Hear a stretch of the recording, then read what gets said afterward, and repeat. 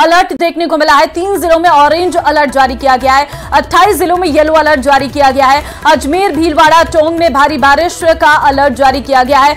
दक्षिण पूर्वी राजस्थान के भी कई हिस्सों में भारी बारिश के आसार हैं। तो बड़ी जानकारी इस वक्त आपको दे रहे हैं। मौसम विभाग ने अलर्ट जारी किया है, 3 जिलों में ऑरेंज अलर्ट जारी किया गया है और जिसमें आपको बता दें कि 28 जिलों में येलो अलर्ट भी जारी किया गया है। तो इस वक्त नदी नाले उफान पर हैं। बरसात के इस पानी ने तबाही मचाई हुई है, कई इलाके जलमग्न हो गई हैं, लोगों को काफी दिक्कतों का सामना करना पड़ रहा है।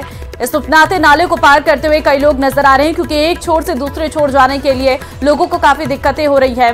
रास्ते टूट गए हैं, पुल टूट चुके हैं।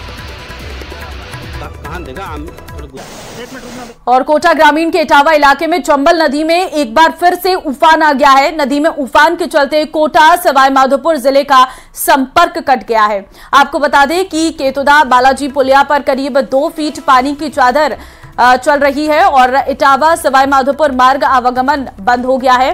साथ ही आपको बता दें मध्य प्रदेश और आसपास के क्षेत्र में हो रही बारिश के चलते काली सिंध और पार्वती नदी में भी तेजी से पानी की आवक हो रही है, जिसका असर कोटा ग्रामीण के सुदूर अंचल के इलाकों में पड़ रहा है। तो कोटा सवाई माधोपुर जिले से संपर्क टूट गया है और चंबल नदी में भी तूफान नजर आ रहा है। कोटा की हम तस्वीर आपको दिखा रहे हैं, जहां पर कोटा सवाई माधोपुर जिले में संपर्क कटा है।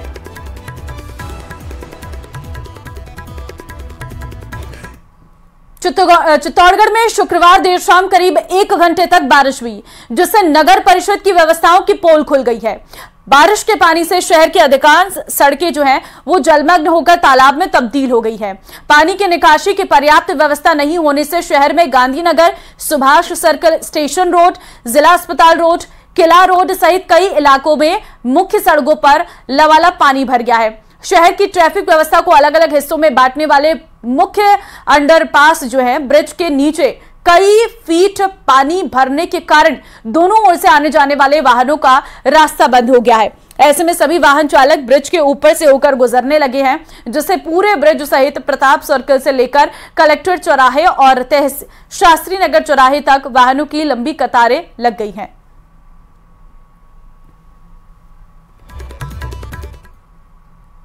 बीकानेर के लूणकरणसर से बड़ी खबर है, जहां देर रात टूटा माइनर। किसानों के खेतों में पानी भर गया है और कई किसानों की फसलें चौपट हुई हैं। 2 दिन पहले भी टूटा था माइनर, तब विभाग ने की थी खानापूर्ति और किसान करते रहे अधिकारियों को फोन। सुबह मौके पर पहुंचे जेईएन। तो तस्वीर हम आपको दिखा रहे हैं, जहां पर माइनर टूट गया देर रात, जिसके चलते हर जगह बरसात का ये पानी भर गया। किसानों के खेतों में पानी भर गया और किसानों की फसल जो है वो चौपट हो गई है। हालांकि किसान लगातार फोन कर रहे थे अधिकारियों को, लेकिन अधिकारियों की तरफ से कोई फोन नहीं उठाया गया और आज सुबह जो है विभाग के अधिकारी एक्सीएन पहुंचे। विभाग ने सिर्फ खानापूर्ति की, जब पहले टूटा था। दौसा जिले के टोडा गांव में एक मकान का आधा हिस्सा गिर गया। गनीमत ये रही कि रात के समय हुआ। इस घटनाक्रम के दौरान घर के अन्य सदस्य थे दूसरे हिस्से में सो रहे थे, जिसके कारण उनकी जान बच गई। मकान का एक हिस्सा धराशायी होने की सूचना मिलने के बाद स्थानीय जनप्रतिनिधि और सिकंदरा थाना पुलिस मौके पर पहुंची। साथ ही मौके से मलबे को हटाया भी गया।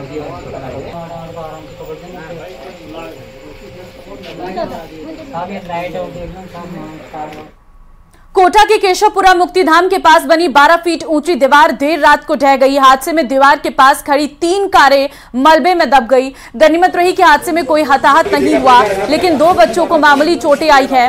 हादसे के बाद स्थानीय लोगों में आक्रोश व्याप्त है। स्थानीय लोगों का कहना है कि ये दीवार 25 साल पुरानी है और इसका ऊपरी हिस्सा नया बनाया गया था, लेकिन घटिया निर्माण के चलते हादसा हुआ है। हादसे के बाद मौके पर लोगों की भीड़ लग गई। मौके पर पहुंचे CIDSP सहित पुलिस अधिकारियों ने जानकारी ली। फिलहाल महावीर नगर थाना पुलिस पूरे मामले की जांच कर रही।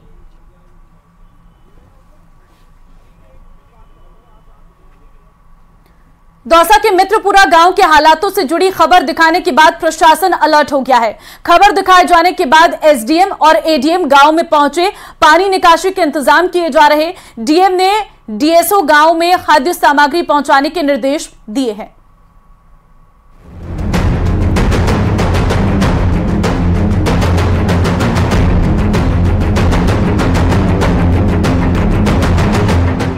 दौसा के मित्रपुरा गांव में बारिश के बाद बाढ़ जैसे हालात हैं। गांव एक टापू में तब्दील हो चुका है। चारों तरफ सिर्फ पानी ही नजर आ रहा। ना कोई गांव में आ सकता है, ना गांव से बाहर जा सकता। गांव वालों की इस परेशानी को न्यूज़ 18 राजस्थान ने प्रमुखता से दिखाया, जिसका असर भी अब प्रशासन पर देखने को मिला। न्यूज़ 18 पर खबर दिखाए जाने के बाद एसडीएम और एडीएम मित्रपुरा गांव पहुंचे। पानी निकासी के लिए इंतजाम किए गए, साथ ही खाद्य सामग्री गांव में भेजने के आदेश भी डीएसओ को दे दिए गए। टेम्परेरी सोल्यूशन के लिए, क्योंकि 10-15 दिन पहले भी एक बार ये इशू आया था और एक कच्चे नाले के रूप में जो है कॉलेज के सामने से एक बनाया गया था, जिसको कि एनएच के नाले के अंदर जोड़ा गया था और पानी की निकासी की गई थी। लेकिन जैसा कि विदित है कि पिछले 1-2 दिनों में दौसा के अंदर जो है कि अधिक बरसात हुई है, तो इसके संदर्भ में पुणे जो है वो जो नाला कुछ दिन पहले बनाया गया था उसके माध्यम से भी, और इसके अलावा हमारे जो यहाँ पे इमरजेंसी रिस्पांस की टीम्स हैं, जैसे कि सिविल डिफेंस है और हमारे डीएसओ हैं, और जो हमने डिजास्टर मैनेजमेंट की प्लानिंग कर रखी है, हमने इन टीम्स को भी एक्टिव कर रखा है। हमारे मेडिकल टीम्स होगी, सभी को एक्टिव कर रखा है। और हमारे जो लोकल प्रशासनिक अधिकारी हैं, तहसीलदार जी, एसडीएम जी, वो अभी मौके पर जा करके इसका जो भी यथासंभव हम disaster management point of view से प्रयास करेंगे, ताकि किसी भी प्रकार के लोगों को असुविधा न हो। मित्रपुरा गांव में ड्रोन कैमरे से आई इन तस्वीरों में देखा जा सकता है कि गांव के हालात कैसे हैं। मकान, दुकान, रास्ते सभी पानी में डूब चुके हैं। दरअसल गांव वालों ने प्रशासन को 48 घंटे में पानी को निकासी नहीं होने पर नेशनल हाईवे 21 को जाम करने की चेतावनी दी थी, जिसके बाद अधिकारी गांव पहुंचे। गांव के खराब हालातों के लिए स्थानीय लोग मित्रपुरा में बनाए गए मेडिकल कॉलेज को जिम्मेदार ठहरा रहे हैं। 15 दिन से पहले भी यहाँ बाढ़ के हालात बन गए थे। हमने प्रशासन को अवगत कराया है। स्थानीय जो हमारे सांसद हैं उनको हमने फोन किया है, कलेक्टर साहब को अवगत कराया, लेकिन कोई समाधान समस्या का निकलता नजर नहीं आ रहा है। प्रशासन आग मूंद कर सो रहा है। मेडिकल कॉलेज, नाले का निर्माण कर दिया, नाले जो परंपरागत नाला था हमारा, उसमें कॉलेज बढ़ गया, और जो वर्तमान जो व्हीकल की व्यवस्था करी गई है उसको इसने कंपनी ने उसके नाले को तैयार नहीं किया, इसलिए समस्या हो रही है। अब आज इतनी समस्या हो गई कि देखो हमारी जो भैंसें हैं, इधर दिखाओ, ये पानी में डूब रही है, पूरे मकान डूब रहे हैं, और इधर देखो पूरा गांव है ना, आने जाने का सारा मार्ग अवरुद्ध हो गया। लोगों का आरोप है कि मेडिकल कॉलेज तो बन चुका है, लेकिन पानी निकासी के लिए नाला ही नहीं बनाया गया।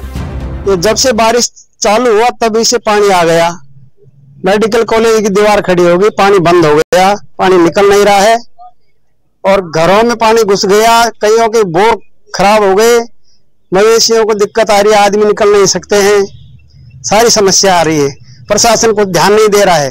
पहले प्रशासन को सब सूचना दे दी और कई बार दे दिया, कल दे दिया, परसों दे दिया, लेकिन कोई कार्रवाई नहीं था। फॉर्मेलिटी कर गए। चारों तरफ बच्चा स्कूल में जा रहा है, हम क्या करें, बहुत हमारा डांडा डूब रहा थी, बोर और खत्म हो गया हमारा।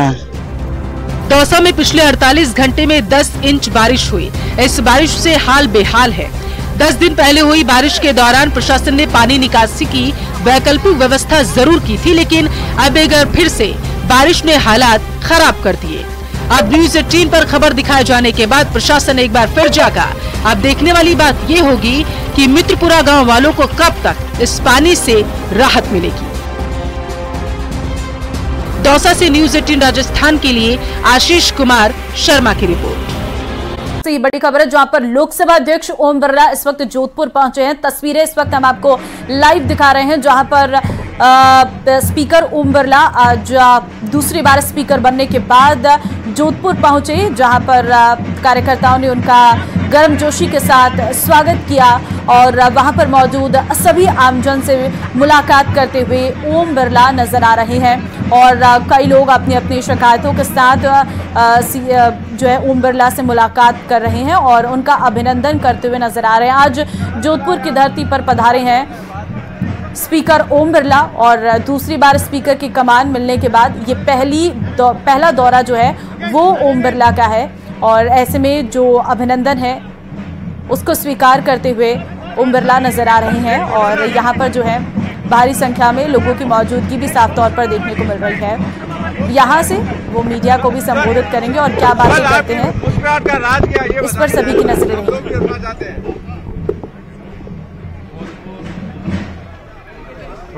उच्च न्यायालय की वो है 75 वर्षगांठ मनाई जा रही है। जोधपुर न्यायालय की 75 वर्ष की यात्रा में यहाँ की बार का, यहाँ के न्यायालय का, न्याय के न्यायाधीशों का एक अभूतपूर्व योगदान रहा है इसकी विशेषता प्रमाणिकता को बनाए रखने में। आज पूरे देश के अंदर जोधपुर की बार, जोधपुर के न्याय व्यवस्था पर सब गर्व करते हैं। यहाँ के कई एडवोकेट और यहाँ के कई न्यायाधीश अलग अलग क्षेत्रों के अंदर अंतर्राष्ट्रीय न्याय में भूमिका निभा रहे हैं। 28 से ज़्यादा यहाँ के न्यायाधीशों ने उच्चतम न्यायालय के अंदर अपनी सेवाएं दी है। कई यहाँ के एडवोकेट ने सुप्रीम कोर्ट में, अंतर्राष्ट्रीय न्यायालयों में सेवाएं दी है। मैं कह सकता हूँ कि इस 75 वर्ष की यात्रा के अंदर हमने जहाँ देश के अंदर लोकतंत्र पर विश्वास कायम किया है, उसमें न्यायालय की भूमिका ही बहुत महत्वपूर्ण है।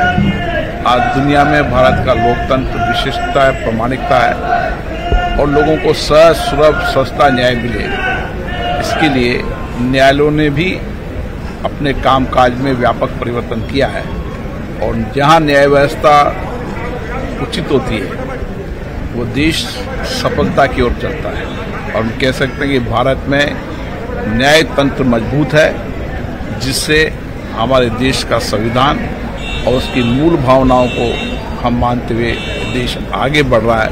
और इस 75 वर्ष की यात्रा में हमने 400 करोड़ के बजट से शुरू किया था, आज 48 लाख करोड़ का बजट हमने पेश किया है, जो हमारे इस लोकतंत्र की यात्रा को प्रमाणित करता है कि किस तरीके से चर्चा, संवाद, सहमति, असहमति इस लोकतांत्रिक देश के अंदर हमने इतने बड़े परिवर्तनों को किया।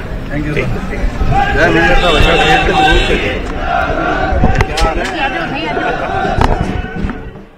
तो लोकसभा अध्यक्ष ओम बिरला को आप सुन रहे थे। उनकी तरफ से साफ तौर पर कहा गया है कि जिस तरीके से न्याय व्यवस्था पर ध्यान दिया जा रहा है, देश की न्याय व्यवस्था को मजबूत किया जा रहा है और जोधपुर के जो न्यायाधीश हैं, जो जोधपुर में कानून व्यवस्था है उसे काफ़ी मजबूत किया गया है और यहाँ के न्यायाधीश जो हैं कई जगहों पर सेवाएं दे रहे हैं, अलग अलग क्षेत्रों में अपना योगदान दे रहे हैं। इस बात का जिक्र भी यहाँ पर ओम बिरला करते हुए नजर आ रहे थे। तो आज एक विशेष कार्यक्रम के तहत लोकसभा अध्यक्ष ओम बिरला जोधपुर पहुंचे हैं और उनका कार्यक्रम जो है यहाँ पर है और एयरपोर्ट पर बीजेपी कार्यकर्ता उनको रिसीव करने के लिए पहुंचे, जहां पर गर्मजोशी के साथ उनका स्वागत किया गया। आगे बढ़ते हैं। डूंगरपुर के बिछीवाड़ा थाना क्षेत्र में बदमाशों ने स्कूल से लौट रहे एक छात्र का अपहरण कर उसके साथ मारपीट की। इसके बाद बदमाश उसे छोड़कर भाग गए। युवक गंभीर हालत में घर पहुंचा। उसके हाथ, पैर, मुंह और शरीर पर कई जगह गंभीर चोटें लगी थी। युवक ने अपने माता पिता को घटना की आपबीती बताई। फिलहाल युवक को अस्पताल में भर्ती करवाया गया है। युवक के परिजनों ने 10 बदमाशों के खिलाफ FIR दर्ज करवाई है। पुलिस ने मामला दर्ज कर जांच शुरू कर दी है।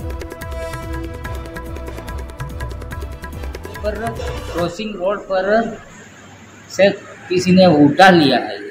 फिर हिम्मतनगर ले गए हैं, तो हम सारा दिन ढूंढते ढूंढते आधी रात तक ढूंढते रहे। फिर तो हमने नीचे फेंक दिया कि भाई अब क्या होगा क्या नहीं होगा। थक गए, हल्के से नींद में सो गया। सोते ही ये आंगन में कहीं से कोई फेंक गया हमारे घर पे। झुंझुनू की उदयपुर वाटी में इन दिनों ATM कार्ड एक्सचेंज करने वाला एक गिरोह खासा सक्रिय है। इस गिरोह ने बीते 15 दिनों में उदयपुर वाटी के 3 बैंक उपभोक्ताओं को निशाना बनाया। इस गिरोह ने 3 बैंक उपभोक्ताओं के ATM कार्डों का स्वैप करके उनके खातों से लगभग 2 लाख रुपए निकाल लिए। गिरोह ने झुंझुनू रोड पर स्थित सेंट्रल बैंक और पंजाब नेशनल बैंक के ATM में कार्ड एक्सचेंज की घटनाओं को अंजाम दिया। तीनों बैंक उपभोक्ताओं ने अलग अलग थानों में रिपोर्ट दर्ज करवाई है। शातिर ठगों की ATM कार्ड एक्सचेंज की करतूत ATM में लगे CCTV में भी कैद हो गई है। हम तस्वीरें आपको दिखा रहे हैं। ATM कार्ड किस तरीके से एक्सचेंज किए जाते हैं और ठगी की जा रही है, वो आप इस फुटेज में देख सकते हैं। भीलवाड़ा में हो रहे अतिक्रमण को लेकर भीलवाड़ा जिला प्रशासन और पुलिस महकमा सख्त है। भीलवाड़ा को अतिक्रमण और ट्रैफिक मुक्त बनाने के लिए भीलवाड़ा कलेक्टर नमित मेहता और एसपी राजन दुष्यंत ने एक मुहिम छेड़ी हुई है। इसके तहत भीलवाड़ा कलेक्टर नमित मेहता के निर्देशन में जिला और पुलिस प्रशासन द्वारा अतिक्रमण के खिलाफ एक अभियान चलाया जा रहा, जिसकी शुरुआत कर दी गई है। इस अभियान में शहर की मुख्य सड़क, चौराहे और जगहों को चिन्हित किया गया, जहां से स्पेशल अभियान चलाकर अतिक्रमण मुक्त करवाया जाएगा।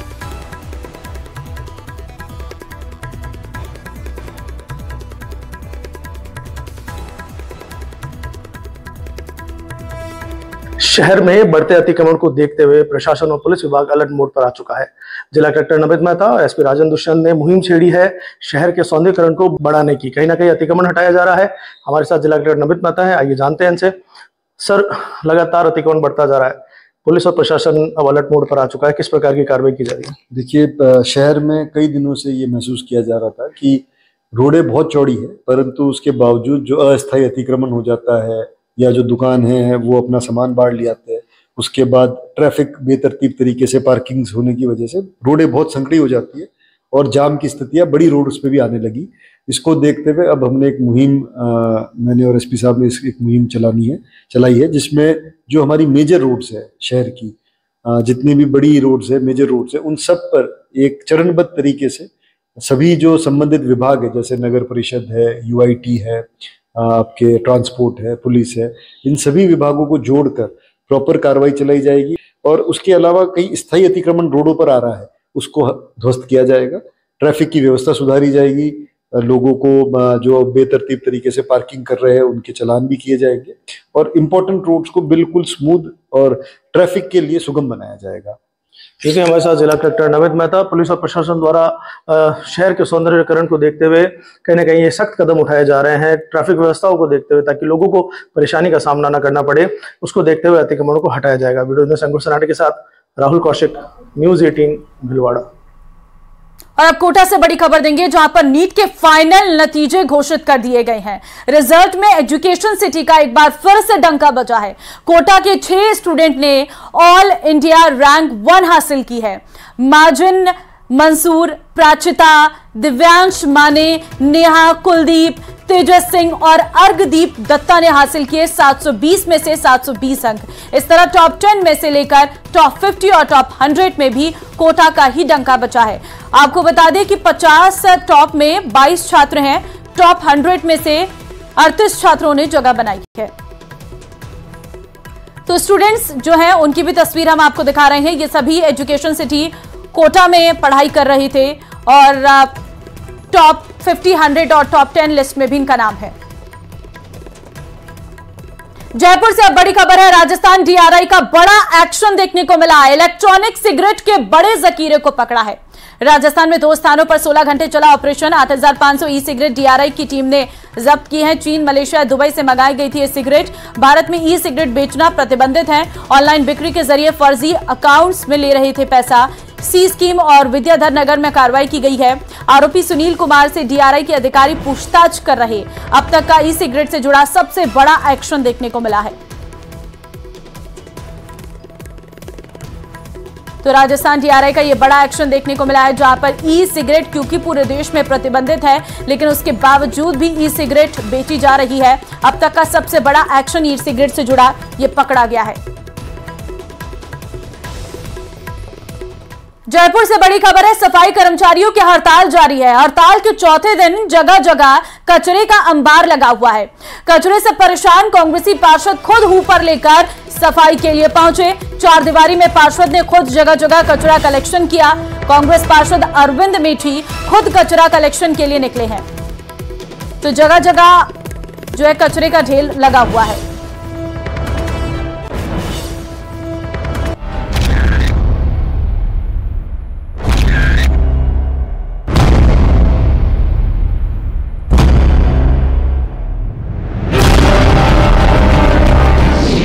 जयपुर में आज भी नहीं उठा कचरा। सफाई कर्मियों ने निकाला जुलूस। हड़ताल से लगा कचरे का अंबार। सफाई कर्मियों का आंदोलन कचरा बना सिरदर्द।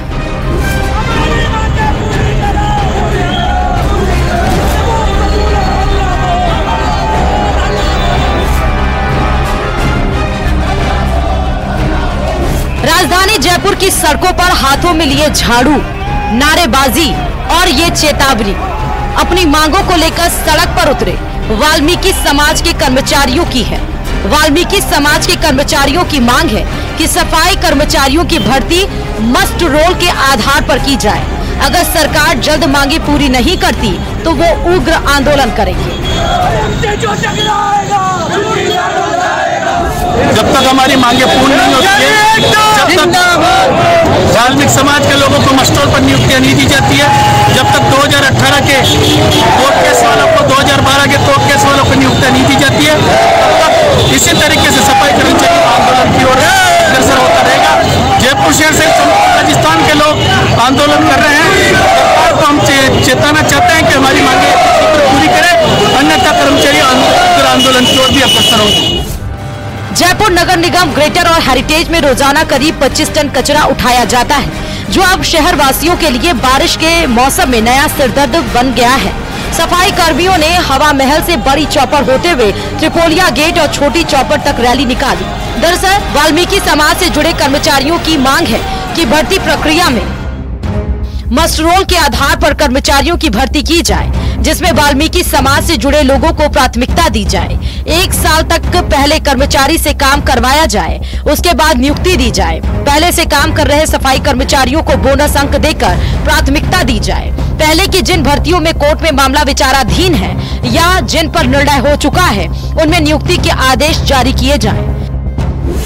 जयपुर नगर निगम हेरिटेज और ग्रेटर में 8,500 से ज्यादा सफाई कर्मचारी हैं, जिनमें से 80% कर्मचारी वाल्मीकि समाज से आते हैं। इस हड़ताल में वाल्मीकि समाज के कर्मचारी ही शामिल हैं।